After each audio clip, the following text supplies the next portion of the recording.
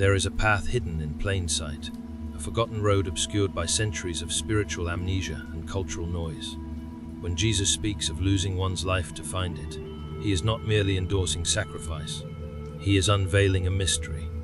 This is not about martyrdom in the conventional sense, but about the deepest transformation imaginable, the death of the false self and the awakening of the soul to original light. This mystery is encoded in symbols, parables, and hidden teachings passed down through mystics, sages, and prophets. The narrow gate is not just a passage, it is the crucible of spiritual alchemy, where the base metal of ego is transmuted into the gold of divine awareness. The path is narrow not because the divine is exclusive, but because the ego is expansive, filled with distractions, illusions, and attachments that make the passage nearly impossible without inner refinement. In the esoteric traditions, to be born again does not mean to adopt a belief system, but to undergo a metamorphosis of consciousness. This rebirth is the very essence of the narrow gate. It is the portal through which the soul sheds its karmic shell and reawakens to its divine origin. This process is a code in the alchemical motto, Solve et cogila, dissolve and reform. The narrow gate demands that everything false be dissolved before what is real can emerge. Throughout sacred traditions, the soul's return to God is depicted as a journey upward through veils of illusion, a climb through ever-purified states of being. In the Kabbalistic tree of life, the path from Malkuth, the material world, to Kether, his divine unity, is narrow and arduous, each sephira representing a stage of purification. The narrow gate is the inner portal between Malkuth and Tifereth, the place where the ego yields and the soul recognizes its sonship to the divine. In the Gospel of Mary Magdalene, Jesus tells his disciples that the true sin is not the breaking of law, but the enslavement of the soul to the lower desires. The soul's liberation comes only when it rises beyond the noise of the mind and reconnects with the quiet voice of the spirit within. That quiet voice whispers through the narrow gate, a space so small that only the silence of the heart can pass through. The Upanishads speak of the self as smaller than a grain of rice, yet vaster than the sky. This is the paradox of the narrow gate, that which is smallest leads to that which is infinite. To pass through it, the seeker must contract inward, letting go of the outer world, and descending and dissensuary of the soul. The ego, ever seeking expansion and noise, cannot fit. Only the stripped-down soul, free of labels, roles, and illusions, may enter. This is why the mystics retreat from the world, not to pierce through it. The desert, the cave, the mountain, they are all external mirrors of the internal path. The narrow gate is walked not with the feet, but with the will, the intention, and the surrender of the heart. The desert fathers of early Christianity understood this, retreating into silence so they could hear the voice that thundered beneath the silence. Paul writes in Galatians, "I no longer live, but Christ lives in me." This is not metaphor. It is the narrow gate realized. It is the point at which the ego dies and the eternal self rises. This is the path of kenosis, the self-emptying required to be filled with divine presence. The narrow gate is not simply a restriction. It is a divine invitation to emptiness, so the soul can be filled with what truly is. In Eastern teachings, this same process is spoken of through different words. In Zen Buddhism, enlightenment comes not through accumulation of knowledge, but through the radical undoing of the self. The Komaun, the logical, paradoxical, designed to shatter the mind's grip and open the way to direct knowing. Laozi teaches that the way of Tao is hidden, subtle, and goes unnoticed by the many.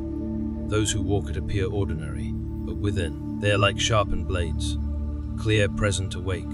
In the Hermetic tradition, the one must descend into multiplicity to rediscover itself. The soul forgets so that it may remember. The narrow gate is the turning point between descent and ascent, where the soul stops identifying with form and remembers its formless source. Hermes Trismegistus speaks of this return as the saint sense of rebirth, where man becomes God not by gaining power, but by surrendering the illusion of separation. The death and resurrection motif, central to Christianity, is a mirror of this journey. Christ's crucifixion is not only a historical event, it is the cosmic drama played out within every seeker.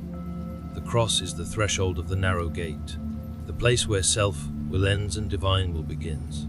Resurrection is the fruit of passing through the gate, of letting the old self die so the true self can live. In the Bhagavad Gita, Arjuna's crisis is not on a battlefield alone. It is within his soul.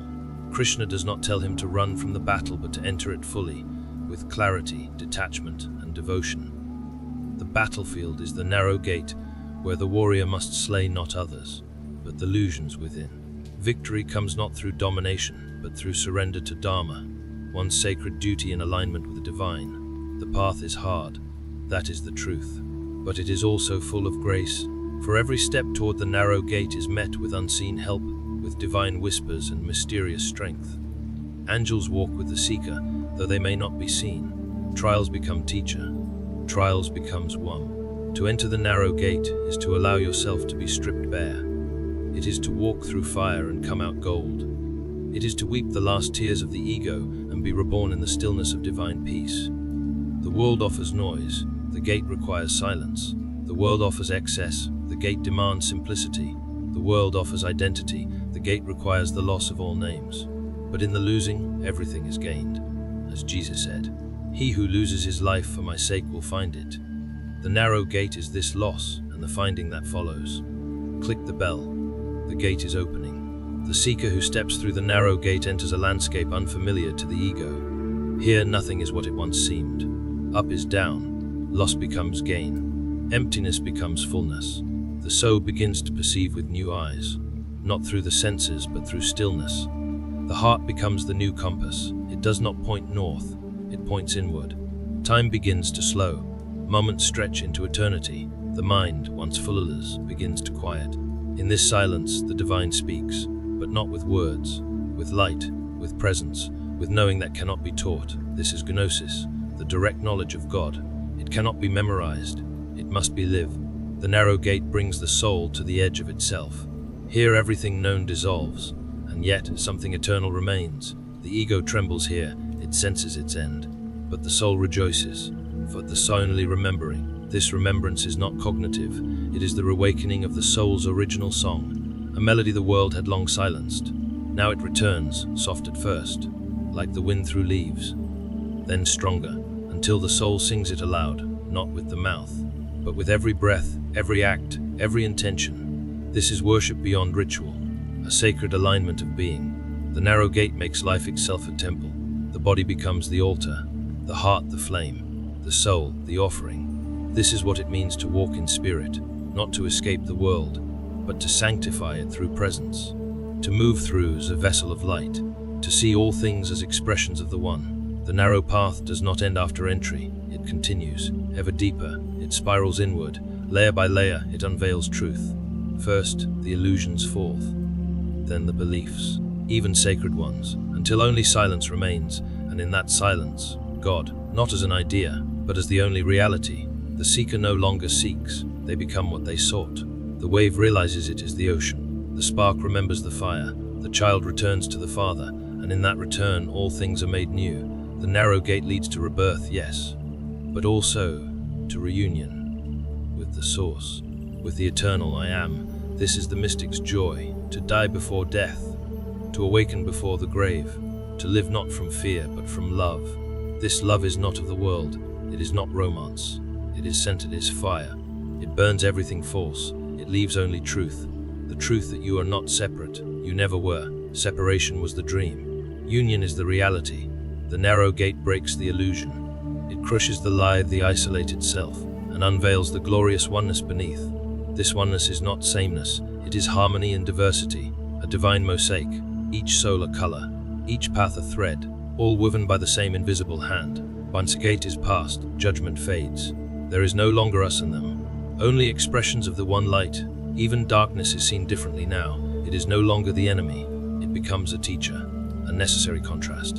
A necessary contrast. Who could know the stars? The soul begins to embrace all things, even pain, even loss, for they too served the journey. The crucifixion was necessary, so was the tomb, but neither was the passage.